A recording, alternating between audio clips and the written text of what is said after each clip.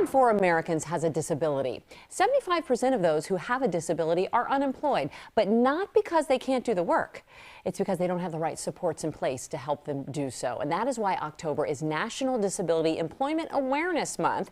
And here to help us all better understand the need, and even more so perhaps propose some answers, is Melissa Ortiz. She is the leader of the Able Americans program with the National Center for Public Policy and Research, and an amazing advocate for her community, and in the essence of full disclosure, a dear friend of mine. It is good to see you. Good to see you too. Thanks for this opportunity. You know what? Do you think people would be surprised at those numbers? Yes, honestly, I do think that they would be surprised. I think as the number of wounded warriors are coming home and drug abuse and drug addiction is becoming more of a thing, the numbers are going up. So everybody knows somebody that's been touched by a disability somehow.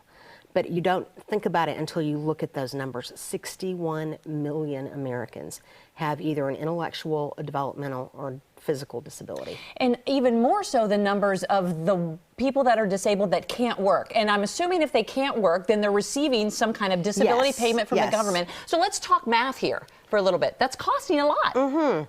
It is, and I'm going to make sure I have my numbers right. I did just a conservative guesstimate of everything. The average stipend for someone with a disability is $1,236 a month. They also can be eligible for Section 8 and for SNAP.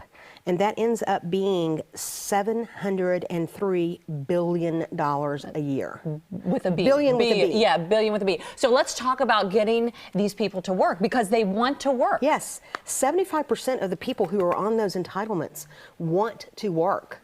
And they could work. Some of them have PhDs, have these amazing experiences and advanced degrees, and they want to work. But employers can often shy away, even though it's against the law, they can shy away from hiring someone with a disability because they don't understand that the average workplace accommodation is only $500. And sometimes you can even get that donated through the Chamber of Commerce, the local, if you need to get a ramp built, the local carpenters union will build it for you, and Lowe's will donate the supplies, or another chain will donate the supplies to get it done.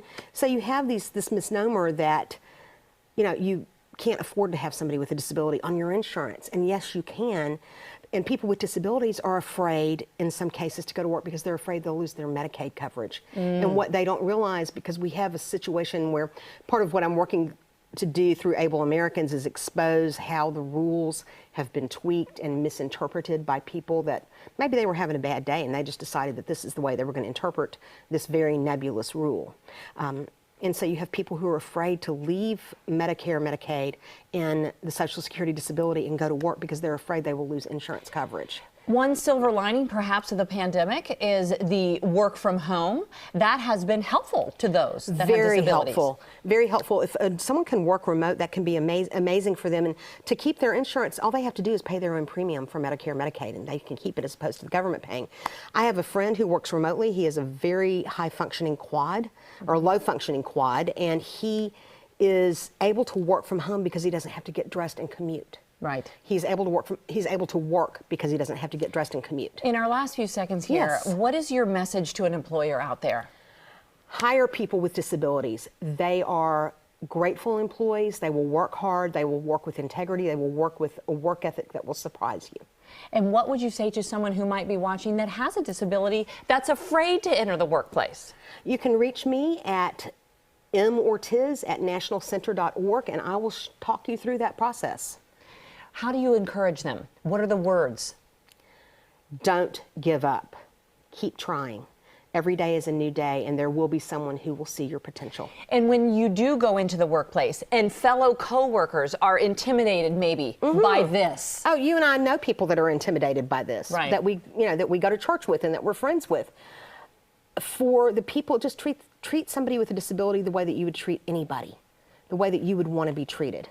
Look them in the eye when you talk to them and listen when they speak. Well, the theme of this year's month and campaign is disability, part of the equity equation. And we wanted everybody to think about that. Yes. Thank you for the work that you're doing, and thank you for sharing your insights this morning, Oh, you're Melissa. welcome. Thanks for the opportunity, Holly. Always good to see you. All right, and there's the information for the Able Americans if you want to find out more. Yep. Jeanette, great conversation there. Holly, thank you.